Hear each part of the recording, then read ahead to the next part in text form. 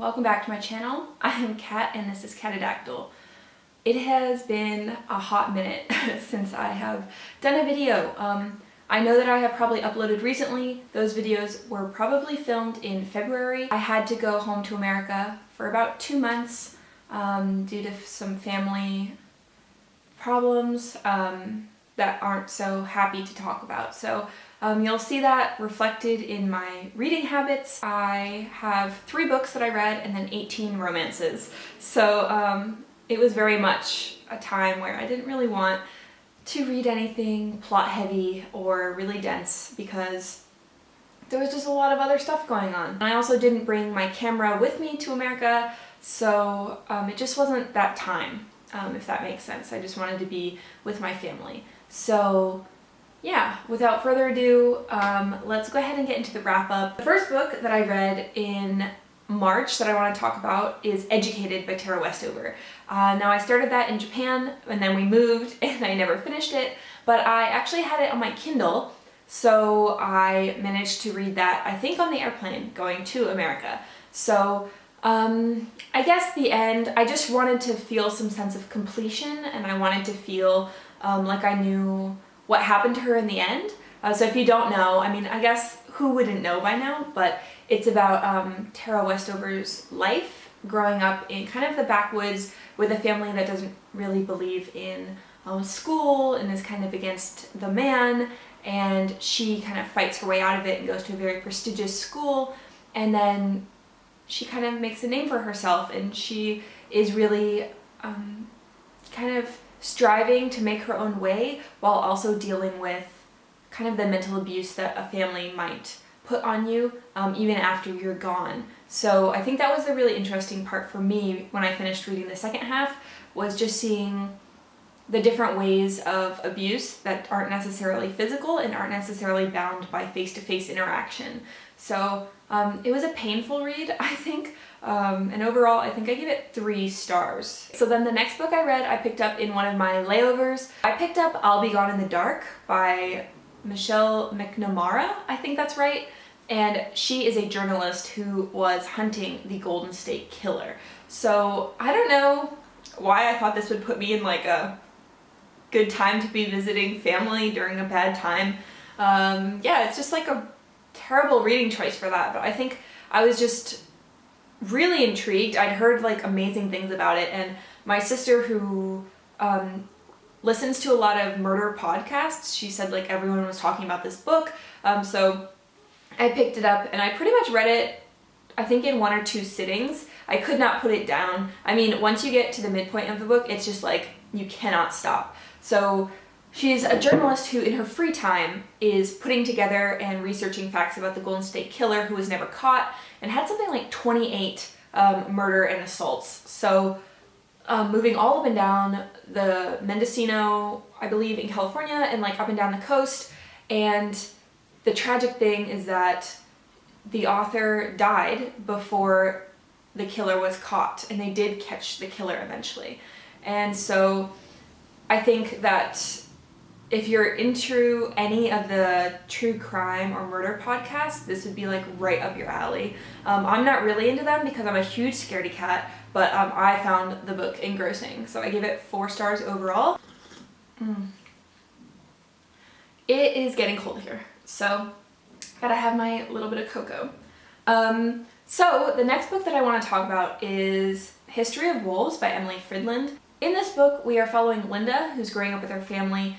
It's kind of like the post view of a hippie commune, where there were the golden days and now there's kind of just the shacks and like the ramshackle broken down buildings, and it's her parents and Linda, and they're not really invested in her life. She kind of does whatever she wants in the backwoods. She's all alone until a family moves in across the lake into one of the big houses, and it's a mother and a little boy, and then also sometimes the husband, but he works remote. He works far away, so he's not there all the time. As she starts to take an interest in the family because they're the only ones around, she becomes friends with the mom and starts to care and watch out for the little boy.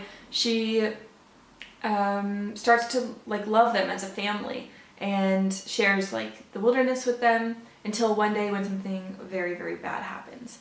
And this book just infuriated me because the premise was great and I just hated the pacing of it. It was very poorly paced, and the way that the story was told I thought was also quite poor. It gave away crucial information too early, so that by the time we got there, I had already like felt the feelings earlier. It was just weird, like fits and starts. So I think I was so mad I gave the book 2 stars, which is like really harsh for me.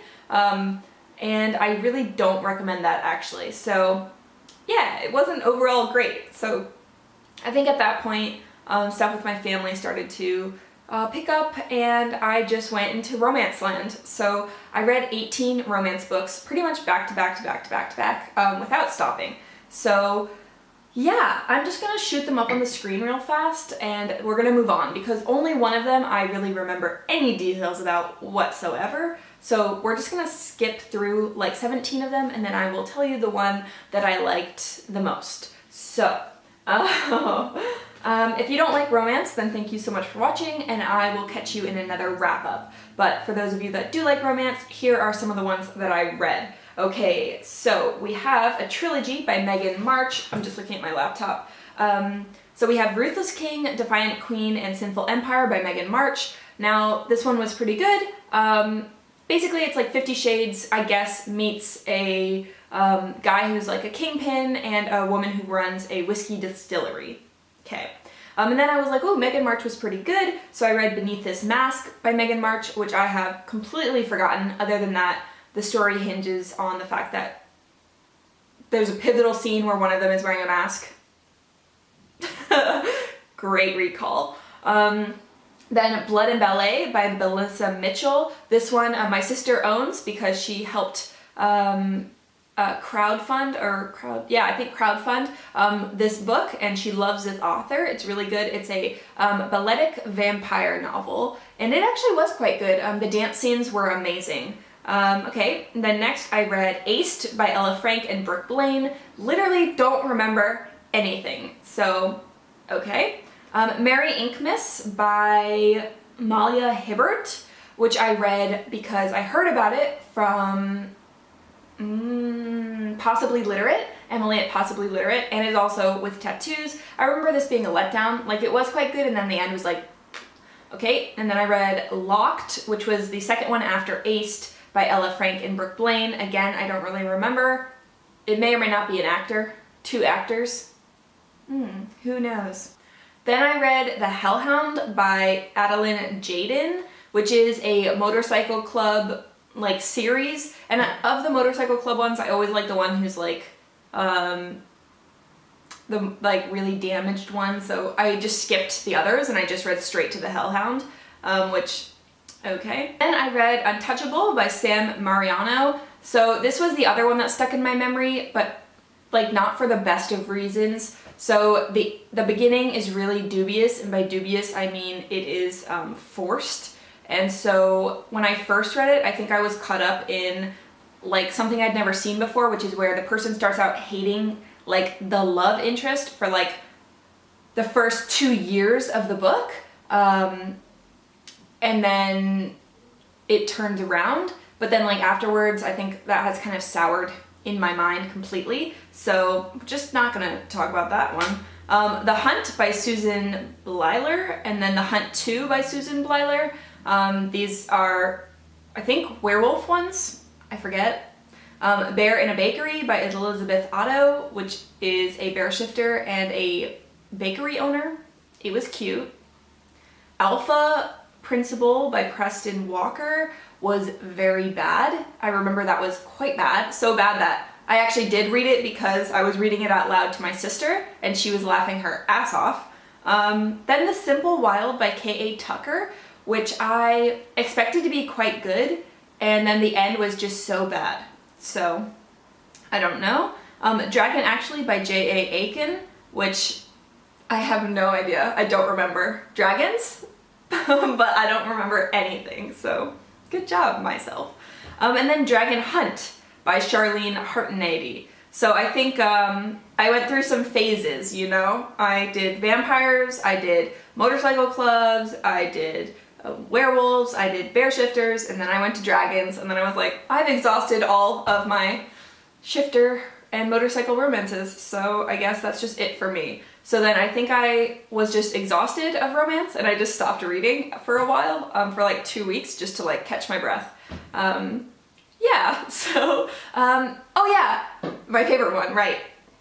So actually the one that I do remember really well is Birthday Girl by Penelope Douglas. So I read this one off of the recommendation of Gabby at Gabby Reads. This book was, oh my god, it was so good. It was so good, and it's the only one I've ever read like it, where essentially, so there's a girl and a guy, and they're kind of down on their luck, and they get kicked out of their apartment for various reasons, and then the dad of the boy says, you can come live in our house, in my house, like there's room, until you guys get back on your feet, and then they move in with the dad, and some stuff happens. But it's not bad, it's really good, it's so amazing. Yeah, it was really good. So if you like kind of forbidden romance and you like a really good, strong love story, this would be for you. It was so good. It's probably one of the best romances I've read this year. So yeah. Okay. I'm gonna go now because I have a lot of other wrap-ups to film and get back on track now that I'm back in Australia. So I'm just really happy to be back. If you're watching to the end, thank you so much. And thank you also to the new subscribers who subscribed while I was MIA. So that was a really nice surprise. And I'm really sorry that I've been unresponsive. I've just been doing family stuff, not even in Australia. So I'm glad to be back with my husband and our dogs, and yeah, I'm just happy. So I hope you guys are having a lovely day. If you guys have read any of these, please let me know below, and I'll talk to you later. Bye!